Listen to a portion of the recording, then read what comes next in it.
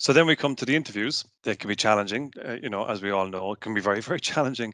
And it had been, I suppose, as you say, it had been a while since you had done, maybe a very long time since you'd done a formal interview, or, with a team of people. So what are your memories about, the initial interviews, the preparation, and the actual interviews on the day then, and how they went?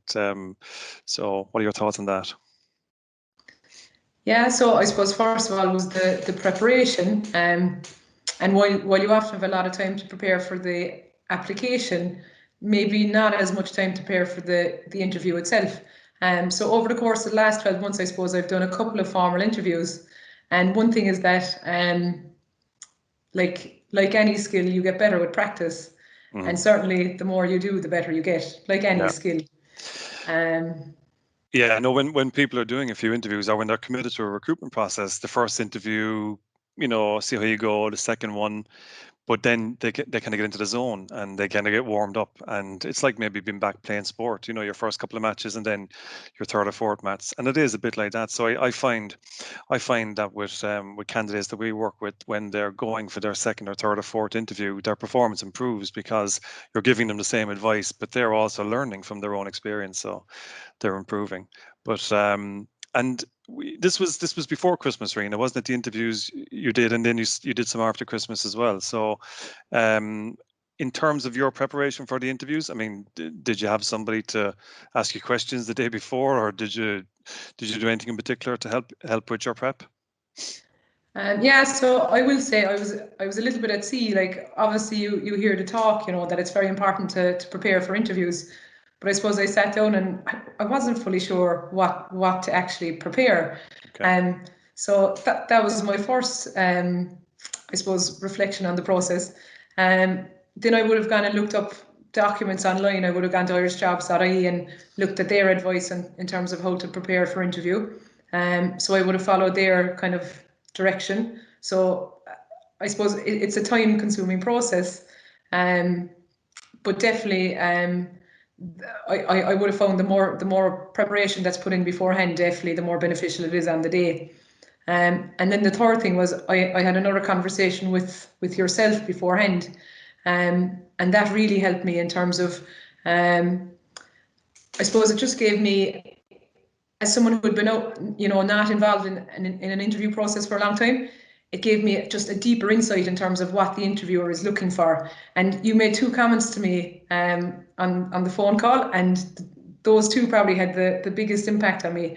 So the first one was to treat an interview like an exam. And it was something that hadn't dawned on me, but it's very obvious when I think back on it, that in an exam, you must write down your keywords, you must write down in your answer. And in an interview, it's the exact same process. If you don't tell them the keywords that they're looking for, you're just not going to get the marks. And that really hit home with me. Before that, types of, you'd be getting, advice like be yourself, and, you might be a little bit shy in the interview. But I mean, that's not going to get those keywords, so that was a huge learning process for me.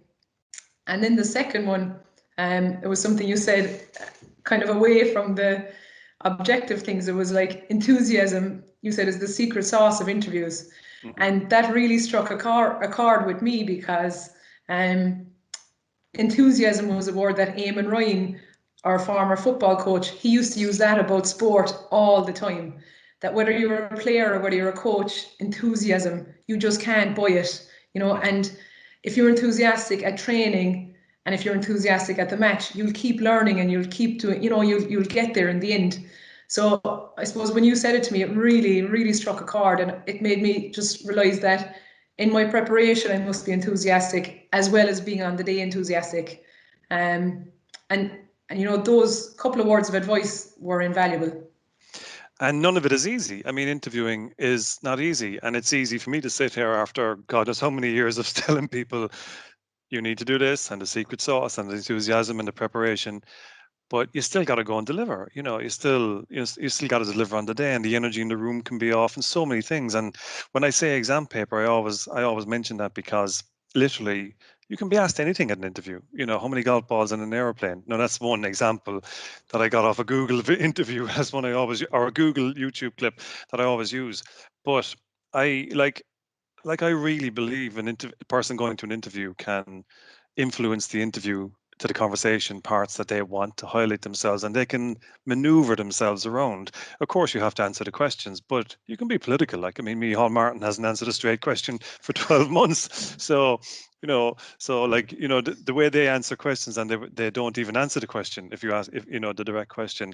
But at the end of the day, you are trying to pass the exam, you are trying to match the criteria, and if you do, then the meeting should be successful and go on to the next level. So that's so appreciate the feedback. And yeah, I could talk about interviews more than I should, but anyway, at least those two things helped in the process for yourself.